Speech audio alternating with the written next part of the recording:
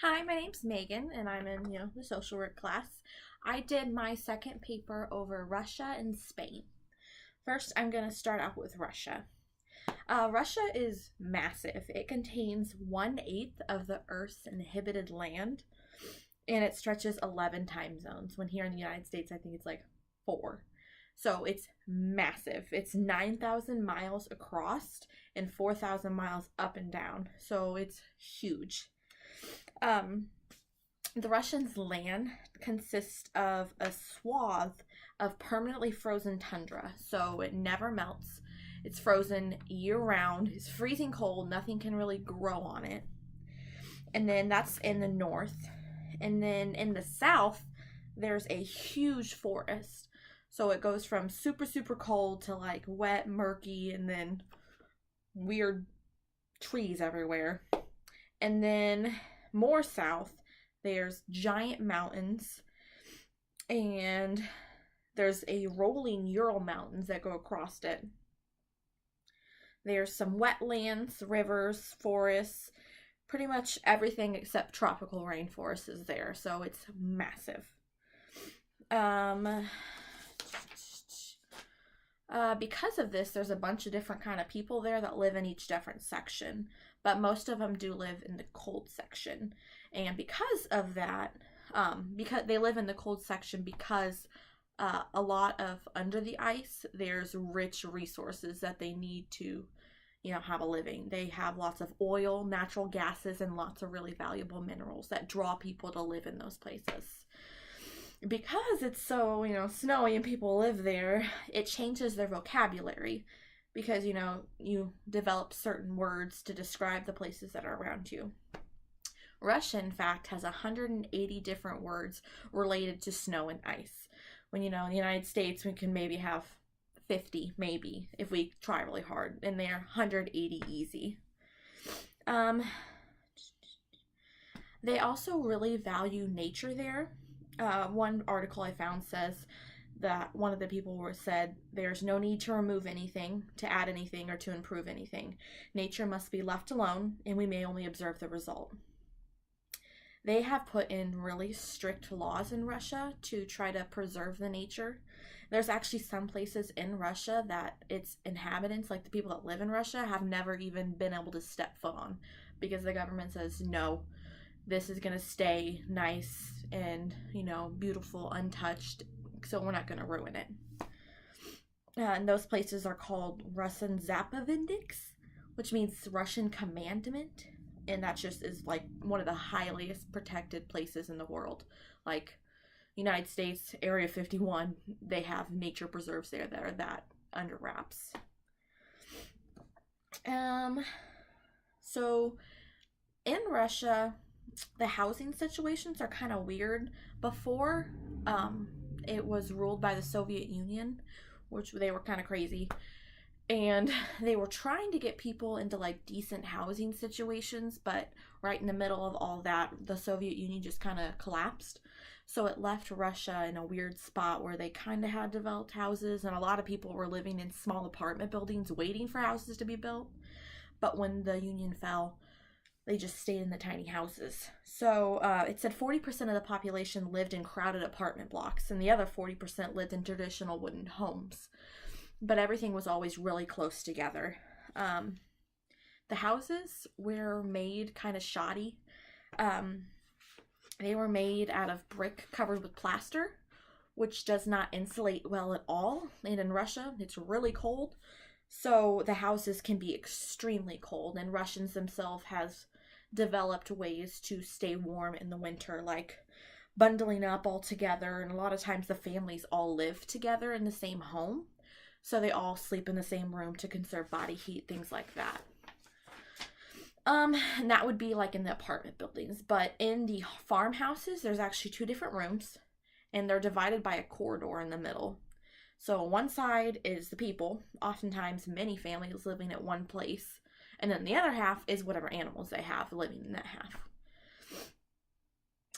So the poor economy kind of made Russia have to live in the conditions that they do live in.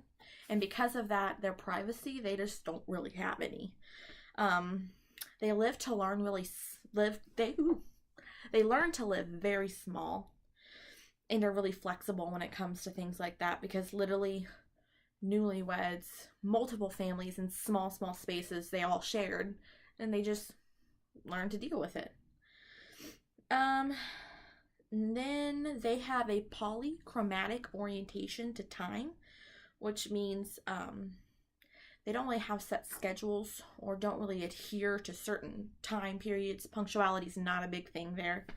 They tend to have flexible plans, but they value long-term relationships more than, hey, be here at 6 o'clock, and if you don't show them, we're done. They more say, you know, I'd really like to get to know you. Doesn't matter if I'm late to something else, I'll just get to know you. They tend to think that requests from family members or relatives, friends like that, are more important than business engagements. So if they were on the way to a meeting and their mom called saying, you know, I need to go to the hospital, or can you come over, something's wrong, they could go to that, and the business side of it, they'd understand. Okay, the second country I want to look at is Spain. Spain is in southwestern Europe on the Iberian Peninsula. Peninsula kind of sticks out. It's like Florida, but a country. It has over 3,000 miles of coastline, which is, oh my god, I want to go to a coastline. Mostly it's consisted of flat plains with rugged, underdeveloped hills. So it's sort of flat with little hills of pretty vegetation and everything like that. And then they also have a mountain range, which is really, really pretty. Abundance of Spain is in small little islands off the coast of the Atlantic and the Mediterranean Sea. So, you know, they have pretty Spain on the coastline, and they have teeny tiny little islands just dotted everywhere, like, just pretty. They tend to have hot summers, which is perfect for the beach, and then they have cool winters, so it's not freezing with snow everywhere like here in Illinois, which is terrible. Spain has a long history of trying to put back the nature that's kind of been wiped away by all the inhabitants on the coastlines. It's a very, they're just trying to do better. They set up a lot of laws trying to monitor agricultural and tourism, like regulating it to certain areas to try to bring back the natural beauty of Spain. Their housing are also built in teeny tiny little sections. They like to stay close together as well, with a lot of times like their entire extended families in one house, and the house not being very big either. And because of that, it gives kind of an urban feel, like you're living in a city like New York, because everyone's right there all the time. And they often center around like a common place where, you know, bands would play. There'd be shopping centers, all like that, and they just kind of circle around that center. Spaniards also have a really weird look of people living in the country, so to say, like outside of the city. They almost pity them, like they don't have the money to live inside the cities, kind of like we would look at homeless people like, oh, I feel bad for them. That's how they feel about people that choose to live in the country, which is weird. A lot of the spaces are really cramped, so again, they are super cool with no privacy, which is not like here in the States. Because of that, the way they interact with each other on a personal level is also super funky. Men, they like always hug their friends and family like as soon as they see them, and women kiss each other on the cheeks.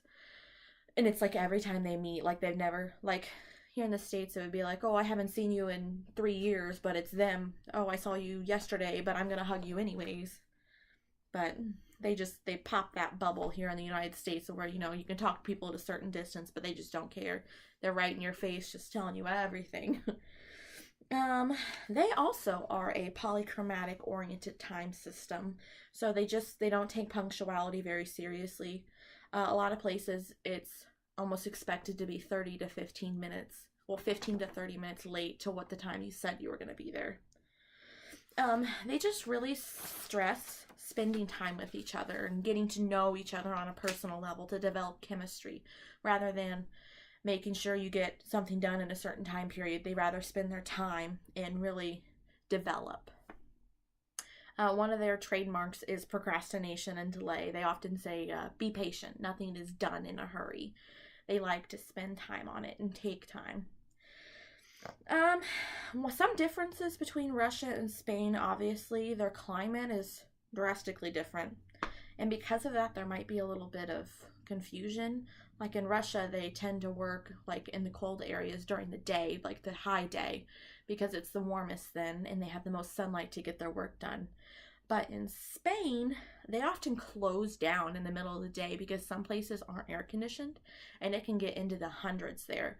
So in the middle of the day, it's the hottest and they close down their shops for like certain time periods just to give them time to cool off, and then they open them back up. But if you were from Russia and you didn't know that, you'd think maybe they were lazy and they just didn't want to get all the hard work done. But in reality, it's just kind of a flip-flop from Russia and Spain of what they can do in what time periods. Some similarities, though, are they like to live in tiny spaces, both of them. They've just come accustomed to it. Their cities are all real cramped together, and a lot of times the families all live in the same house, so their privacy is also very limited. They don't need much of it. They're kind of fine with it. And they both are on the polychromatic time system, meaning, they both understand that the task is more important than the time period you do the task in. And this would be really beneficial for business negotiations because they both understand the importance of task over time, and they could really get together well and they'd understand each other. So the United States, on the other hand, our climates also range really far like Russia. We have, some deserts. We have really, really cold, really rainy. We don't really have any like giant tropical forest areas. The closest we have is Florida. But that's with that. Our housings, we have urban areas a lot of times like on the West Coast and on the East Coast. But towards the inside, it's more of a rural setting where, people want to be far away from each other. And that just doesn't fit well with Spain or Russia, really. So we would kind of be weirded out by that unless we were from the coast. What else? A lot of times we don't live with extended families in the house. We all separate each other out, maybe all in the same town, but never in the same house. It would just feel really crowded to us. Privacy. The United States is huge on privacy. They believe, we should have our gun laws and no one should be able to come into our houses. And they have space issues, like you shouldn't talk to someone in a public space unless you're like 8 feet away because they have bubble issues. But in Spain and Russia, no. You're right up there. They're used to it, and they're going to be in your face, and the United States just has to come accustomed to that. What else? United States is a monochromatic, time-oriented culture, which means we're all about schedules. We're all about time periods. We're all about due dates, things like that. When we say we're going to be somewhere at 9:15, we show up at 9 o'clock just to make sure we're there on time. I think we'd have a lot of issues with Russia and Spain, considering those time periods. We'd find it rude that they weren't there on time unless we knew that their culture, it was fine that way. I think Russia and Spain would get together very well if they were to have business negotiations, but I think there would be problems with the United States on the cultural barrier side of it. And I think that's it. Thanks.